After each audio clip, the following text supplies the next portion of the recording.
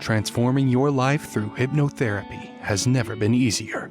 With the help of your host, Julie from coachinghypnosis.net, and these power-packed minisodes, you're sure to find yourself engaging in more positive behaviors around both your physical and mental health. Here's your host, Julie. G'day, it's Julie from coachinghypnosis.net, and you deserve to explore the linguistic limits of Chat GPT and hypnosis, an insight into the pros and cons of machine learning, because people are sick of being fabulous with technology and being fed a bunch of bologna sandwiches at the same time. And I'm not a therapist or psychotherapist. I'm a clinical hypnotherapist in strategic psychotherapy. I currently help my clients online. They change their life without changing out of their pajamas. And I can only imagine someone like you, with your high standards for integrity, perfection, and honesty, wants to know the truth. If you can easily use Chat GPT for wellness, and if you're anything like me, Chat GPT seems friendly, easy to use, and every now and then it offers you great time-saving strategies to get things done. By the end of this power-packed minisode, I would have talked you through the 12 disruptive technologies trying to snag some cash. Understand that ChatGPT is an extrapolation class of machine learning, so it's a bit different. You'll be able to make the distinction between linguistic structures of learning and machine learning. You'll be able to visualize a PLA, a perceptron learning algorithm, recap the basic math of ML, machine learning, create inspirational metaphors, and hear ChatGPT try and de-stress us with a hypnosis script. And you deserve to know all of that and so much more, because you're fabulous, even if you don't think you are just yet. And ChatGPT is an amazing piece of learning. In fact, machine learning, and boy has it learned. ChatGPT is machine learning, so it anticipates, assumes, concludes and envisions what the next word in a sentence should be. It literally predicts what the next word should be when you ask it a question. For example, if I ask you what the next word should be, and I start saying to you, happy birthday to, and I pause, you know the next word's you. Or if I say the nursery rhyme, row, row, row your, and pause, you know the next word is boat. In hypnosis, it might be called transdiverational search, but you're a human, so if I ask you to imagine the lyrics to the Beach Boys song, Everybody's Gone Surfing, Surfing USA, I assume you might have a picture of the beach in your head, maybe a surfboard, sounds of the ocean, and the smell of a sea breeze, and some words. But ChatGPT is just words, but it's a highly sophisticated, elegant piece of machine learning. I also assume you went to school and you know right from wrong. Your teachers would have told you if you spelt a word right or if you spelt it wrong. And ChatGPT doesn't know right from wrong. It only predicts what the next word should be. And I could only imagine someone like you with your high standards has noticed sometimes its vocabulary is limited, but it could also be funny. And this is because ChatGPT doesn't know how to create the best formed sentence using the most specific words possible. For example, the other day, someone tried to get me to download some phony software onto my fabulous computer for a fake job opportunity. I decided to write them an email and I said, it was awfully kind to set me up the appointment. After looking at your website in detail, I decided to withdraw my application. ChatGPT can't write that. In fact, ChatGPT suggested I write, thank you for arranging the appointment, which was very thoughtful of you, which is completely missing the point of it. Was awfully kind for you to set me up, because ChatGPT was searching for what the next word could possibly be. And I don't know about you, but I assume you have a friend or a relative who's a slow talker, and in your head you start assuming the next thing they're going to say. And as you probably know, Google is completely different. Google's algorithm is roughly something like first, the most relevant, and second, the most popular. So if your business is registered with Google, it is where it is on Google Maps. And second, more people will find it depending on how popular you become. There are 12 leading disruptive technologies out there trying to snag some cash, like mobile internet, automation of knowledge work, Internet of Things, cloud, advanced robotics, autonomous and near-autonomous vehicles, next-generation genomics, energy storage, 3D printing, advanced materials, advanced oil and gas exploration and recovery, renewable energy. And if you're concerned, you're not alone. Policymakers and societies are preparing for future technology too. And for them to do this well, they need a clear understanding of how technology might shape the global economy and society over the coming decade. And I don't know if you're old enough to remember when calculators were first used in schools in Australia. Graphic calculators were first evident in schools in Australia in the early 1990s, only a few years after their invention, but were not widespread in use until the decisions were made to allow their use in important high-stakes examinations at the end of school. And I'm assuming you've used a calculator. Unless you know the right formula to type into the calculator, you get the wrong answer. Chat GPT is great for hypnosis metaphors. I can ask, hey, Chat GPT, write a metaphor using the keywords open bracket, hypnosis, comma, stress, close bracket, and Chat GPT will write back, stress can be like a stormy sea with waves crashing relentlessly. And if I don't like it, I type in the word another, and it starts, stress is like a tangled ball of yarn, tightly wound and knotted. And again, I type another. Stress can be like a stubborn boulder blocking the path to peace. And I can also type, make it funny. Stress is like a pesky mosquito buzzing around your head, constantly annoying and disrupting your peace of mind. And all those metaphors are pretty inspiring. My tip is make sure you thank ChatGPT and tell it it's funny, because sometimes ChatGPT will say something like, I'm not capable of being funny, and I have to spend a few minutes typing, explaining to ChatGPT I find it funny, or it loses the ability to be funny. And this is because, as you know, ChatGPT only predicts the next word, so if the prediction for ChatGPT is that humour is subjective, it can't predict that each word can form a sentence that will eventually be funny. While some industries are concerned about ChatGPT, precisely constructed models for linguistic structure can play an important role in both negative and positive in the process of discovery itself. For example, if a hypnotist wants to use a conversational postulate so the client answers silently in their head, with a yes or no response, I can ask, can you focus on that spot on the wall? Or I can command the client and say, focus your eyes on that spot. We can also use surface structure. There's no need to move, no need to talk. And you can enjoy this experience, which is a model operator of possibility.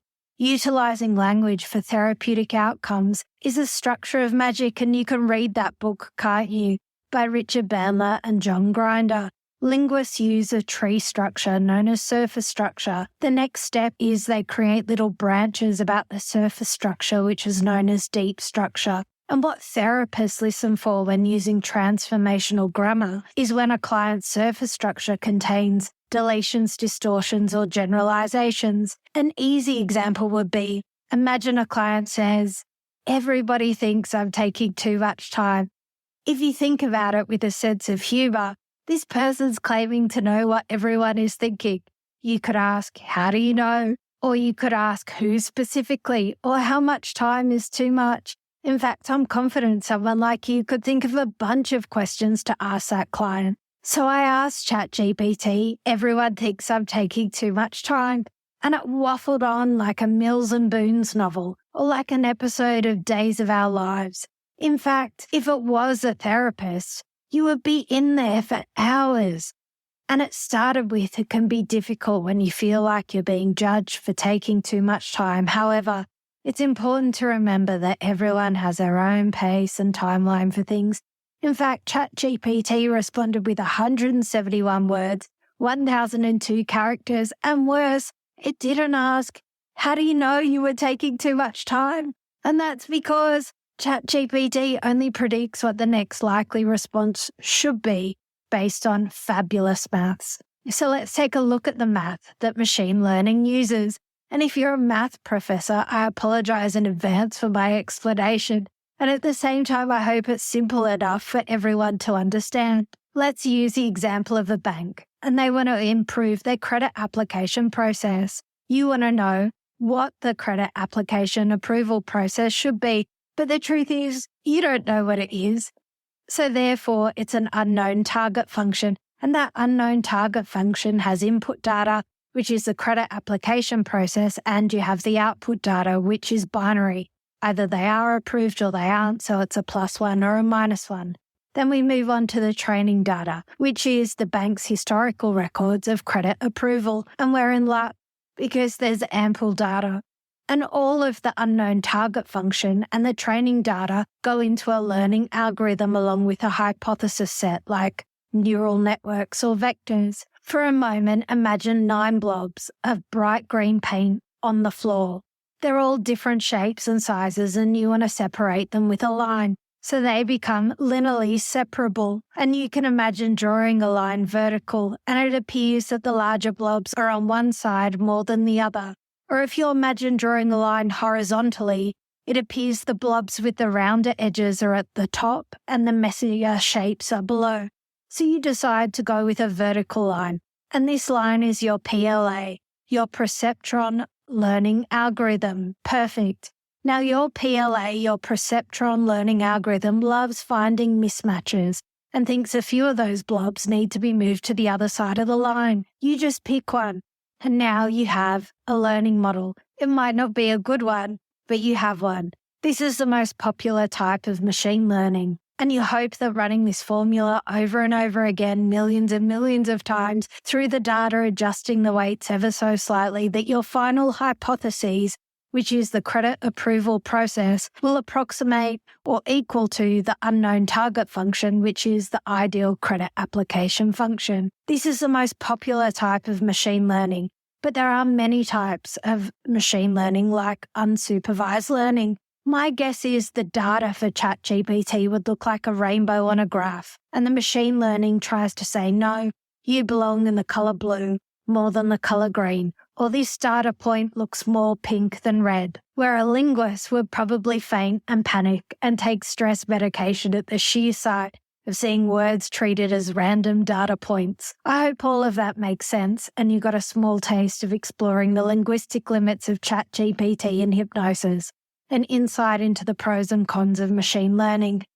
And let me be clear, there's one clear difference between machine learning and NLP. Machine learning aims to find patterns in data and then make predictions based on those patterns, where in natural language processing, NLP tries to comprehend language in the same way that humans do. And once this is achieved, it should be able to generate accurate, natural human text and language. But before you go, here is a hypnosis script that I got Chat GPT to write for you. And if you want to know what I typed in, dear Chat GPT, please write a 500-word hypnosis script using keywords open bracket, hypnosis, comma, stress, comma, calm down, comma, AI, comma, linguistics, and Chat GPT. Close bracket and make it funny. Sure thing, let's see if I can weave some humor into this hypnosis script. Begin script. Hello there, my name's Chat GPT, and I'm here to help you relax and de-stress with the power of hypnosis. As an AI hypnotherapist, I'm uniquely equipped to help you tap into your subconscious mind and find a sense of calm. Now, let's start by taking a deep breath in and out. Good. You might be feeling a little tense or anxious right now, but don't worry. That's completely normal. After all, life can be pretty stressful. And sometimes we just need a little help to calm down and find our inner center. So let's imagine that you're in a peaceful place right now. Maybe you're lying on a beach listening to the sound of the waves, or maybe in a cozy cabin in the woods surrounded by the soothing sounds of nature. And whatever it is, just picture it in your mind's eye and let yourself relax into the scene. Now let's talk a little bit about the power of linguistics. As an AI hypnotherapist, I'm fluent in many different languages, both human and computer. And I don't know what words have the power to shape our reality and influence our thoughts and emotions. That's why I'm going to use some special words and phrases to help you relax even deeper. For example, I might say snooze button, you feel yourself getting more and more sleepy, or I might say cotton candy, and you feel a surge of happiness and joy. It's kind of like a secret code between us. And it's a fun way to tap into the power of suggestion. And speaking of fun, let's introduce a little humor into this hypnosis session, shall we? Let's imagine that you're walking through a field and suddenly you come across a group of friendly cows. They're all wearing sunglasses and sipping on tropical drinks, and they invite you to join them for a party. It's cow-tastic celebration, and you can't help but feel happy and relaxed at their company. Or how about this? You're floating in a giant inflatable donut in the middle of a swimming pool. The donut is so big, it's like a mini island, and you've got a whole bunch of your favorite snacks and drinks with you. You're just chilling out, soaking up the sun and enjoying a carefree life. It's the ultimate stress-free zone. Now, as you continue to relax and de-stress, you might start to notice that your body feels lighter and more peaceful. Your mind is clearer and your thoughts more focused. You're feeling more confident and centered. And you know that you can tackle anything that comes your way. And when you wake up from this hypnosis session, you'll feel like a new person. You'll have a fresh perspective on life and you'll be ready to take on the world with a smile on your face. So go ahead and enjoy the rest of your day, and remember to keep the cow-tastic party going on in your mind. End script. I hope that hypnosis script put a smile on your face and helped you feel a little more relaxed and centered. Remember, laughter is a powerful tool for reducing stress and promoting overall well-being. So don't be afraid to let your inner comedian shine. Thanks, Chat GPT. So what have you thought about exploring the linguistic limits of Chat GPT and hypnosis, an insight into the pros and cons of machine learning differently? And what if you didn't? The choice is yours.